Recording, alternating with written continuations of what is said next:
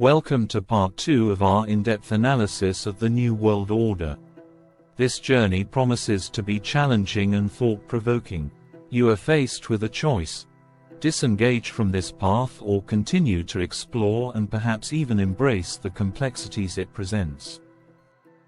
Freemasonry is a global fraternal organization that integrates a complex set of beliefs focusing on ethical practices, interpretations of the universe, and the acknowledgement of a divine creator. As a philosophical entity, it challenges traditional religious ideologies, advocating for secular and rational thought processes. The term Freemasonry is derived from the French word for builders, correlating in English to Freemasons. This nomenclature symbolizes their historical connection to the builders of Solomon's Temple, a motif that they suggest represents broader influences, possibly extending to notions of global governance. Historically, the organization began with professional guilds of stonemasons and architects, evolving over time into a more secretive entity. Freemasonry's narrative maintains that it originated from the medieval stonemasons who formed guilds to protect the secrets of their crafts, subsequently educating their offspring in these traditions. Over centuries, this foundational structure purportedly expanded to include more esoteric and philosophical dimensions, absorbing various cultural and religious influences, including those attributed to Jewish traditions. Freemasons themselves draw historical parallels to the Knights Templar, acknowledging this link while maintaining confidentiality about their internal rites and doctrines. This discretion is highlighted as a cornerstone of their ethical code, emphasizing the importance of confidentiality among members. Today, Freemasonry presents itself as an organization committed to fostering humanistic values, democracy, and personal freedoms. However, it remains enveloped in a veil of secrecy, often subject to various interpretations and conspiracy theories regarding its broader intentions and societal impacts. These narratives sometimes attribute to Freemasonry a role in shaping global events through covert influences, aligning with theories of a deep-seated mastery of conspiracy. Freemasonry has been known by various names throughout history, possibly reflecting shifts in its roles or efforts to obfuscate its objectives. These names have included Freemasons, the Hidden Power, Foremasons, Morians, and Coalmen, each reflecting different aspects of its evolving identity and societal perception. In 1717, under the leadership of Joseph Levi, along with Abraham Abiad, and Dijon Kosalia, the Masonic Lodge convened to rebrand itself from the Hidden Power to the Freemasons. This strategic rebranding was aimed at leveraging the prevalent reputation of numerous flourishing builders' associations of that time. This change facilitated their integration into various societal structures under the guise of a builders' organization, which enabled them to penetrate elite social circles and aristocracy to advance their objectives, including the alleged goal of reconstructing Solomon's Temple and expanding their influence over global resources. Masonic influences are purportedly pervasive, with a significant presence marked by the establishment of approximately 6,000 lodges worldwide. These lodges maintain a level of exclusivity and are surrounded by a veil of secrecy that often leads to public speculation. Freemasonry espouses beliefs that resonate with ancient and mystical traditions, such as the transmigration of souls believed to return to ancient times or inhabit Solomon's Temple in successive reincarnations. Freemasons hold that their rituals are divinely sanctioned, originally kept secret within Solomon's Temple, and eventually disseminated globally by the Knights Templar. These rituals were then taught across Europe, becoming a foundational aspect of Masonic doctrine. This analysis suggests that contemporary Freemasonry views itself as a continuation of a historical knowledge stream that traces back through significant historical epochs, including the builders of the pyramids and the engineers of Solomon's temple, all the way to the Knights Templar. This narrative constructs an unbroken lineage from antiquity to the present, positioning modern Freemasons as heirs to a legacy of searching for and intending to rebuild Solomon's temple. Does this elucidate their secretive intentions? Allow me to clarify a crucial point pivotal to the discussion of Freemasonry's objectives in relation to their established constitution. This detail may have been overlooked by readers, but serves as a foundational element in understanding the real nature and intentions of Freemasonry, effectively countering the denials of its detractors that Freemasonry remains significantly more perilous than it appears.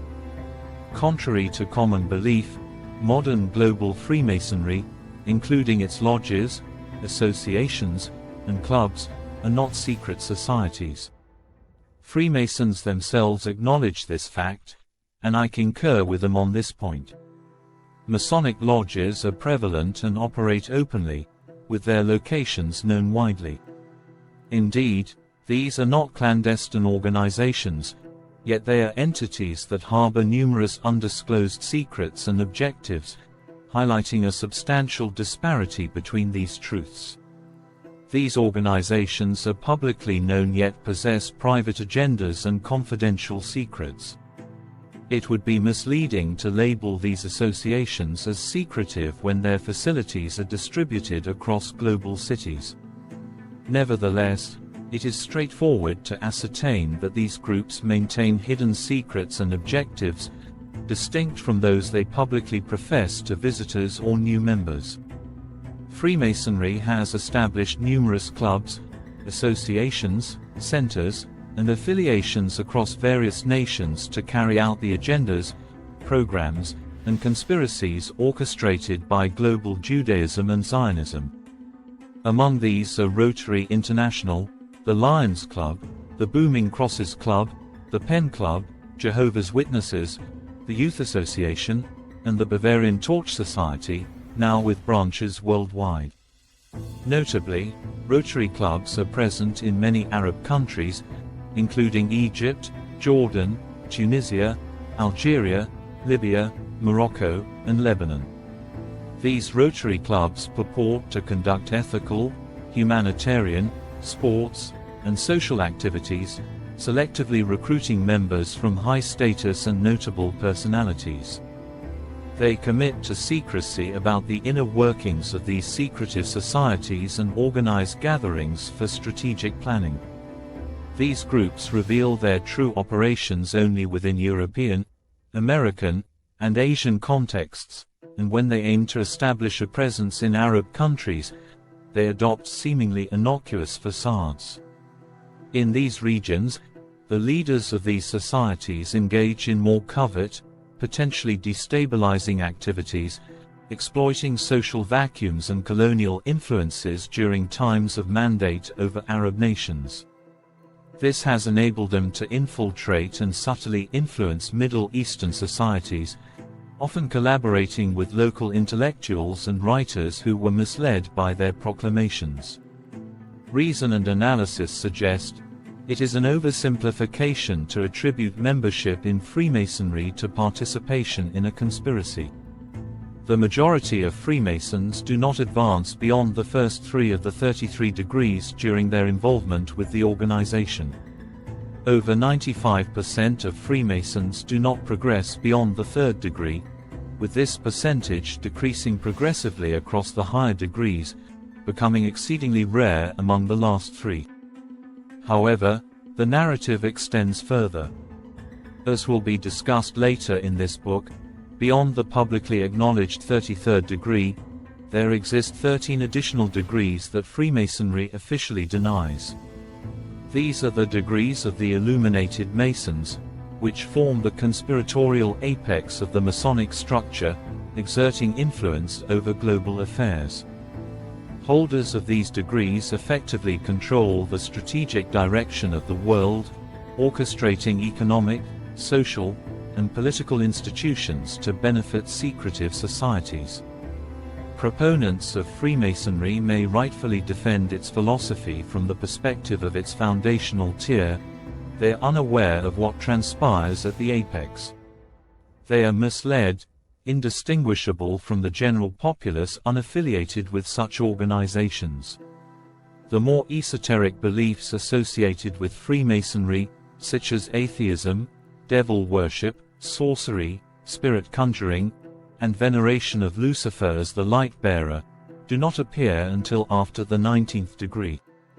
Therefore, defenders of this esoteric strand of Freemasonry, while entitled to their stance, are not privy to the full scope of the organization's influence. They are not among the elite who are informed about the deeper, hidden workings of the order. Upon examining the roster of Freemasons and the so-called New World Order, superficial inspection may reveal little cause for concern. However, a detailed analysis of relevant dates and affiliations would expose a pervasive deception and a deeply ingrained injustice perpetuated by the ruling elite.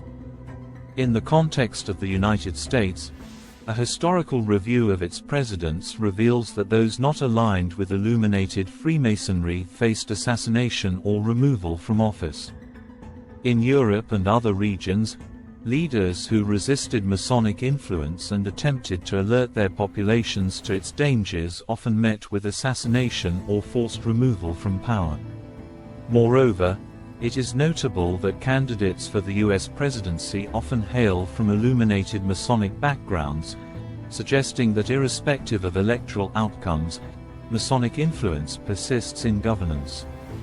An additional intriguing aspect involves familial connections among US presidents. Before Jimmy Carter, at least 21 of the 37 presidents were interrelated. Statistically, this 57% correlation among presidents being relatives significantly exceeds the likelihood of random occurrence. In sum, a substantial segment of the American and European ruling elite is interconnected through familial and marital ties, indicating a consolidated network of power and influence. Everything is meticulously managed: conspiracies, sects, and the stringent control of information. Imagine conducting a simple street survey, whether in an educational institution or a commercial center, asking individuals, what are the first 5 words that come to your mind when you hear the terms Freemasonry, Illuminati, the Enlightened, or the New World Order? It is highly probable that secrecy would emerge as the predominant response, underscoring the pervasive atmosphere of mystery that surrounds these groups. The mere mention of Freemasonry and its affiliated movements instantly stirs unease and suspicion, reflecting the complex web of alleged conspiracies and clandestine operations attributed to these organizations. Their hallmark has consistently been the opacity of their operations, encompassing their meetings, decisions, and objectives. They have erected an imposing barrier of secrecy, provoking global bafflement, a natural human reaction to the unknown and secretive. As stated in the 15th protocol of their guidelines, naturally, it falls upon us alone to guide Masonic efforts, as only we possess the knowledge of our ultimate direction and the specific intent behind each of our initiatives. The outsiders remain oblivious, unable to grasp even the immediate ramifications of their endeavors, which are often short-sighted and selfishly motivated. Furthermore, they are unaware that their own projects, rather than being self-conceived, are actually influenced by our directives. Their constitution is rife with contradictions too numerous to count. Notably, they profess a commitment to religious freedom, claiming that their deity is the same one revered in all faiths. Yet, they refer to the Creator as the great architect of the universe, which subtly denies the divine essence of creation. The term architect fails to capture the divine majesty of God's works and distances itself from the sacredness traditionally associated with the deity. Their label, the greatest, implies a hierarchy among gods, positioning the deity at the pinnacle. This leads to a pressing question. If the Freemasons have nothing to conceal and their objectives pose no threat, why maintain such a high level of secrecy? What is the purpose of the intricate rituals for mutual recognition among members? And why the solemn oath taken upon joining their lodges, an oath so grave and consequential that it merits a detailed examination later in this discourse? These practices suggest a depth and complexity within Freemasonry that extends beyond simple fraternal bonds. Stay tuned for part 3 of our extensive series, comprising 55 episodes that promise to be both enlightening and transformative. Your support through subscribing will greatly assist us in continuing this journey.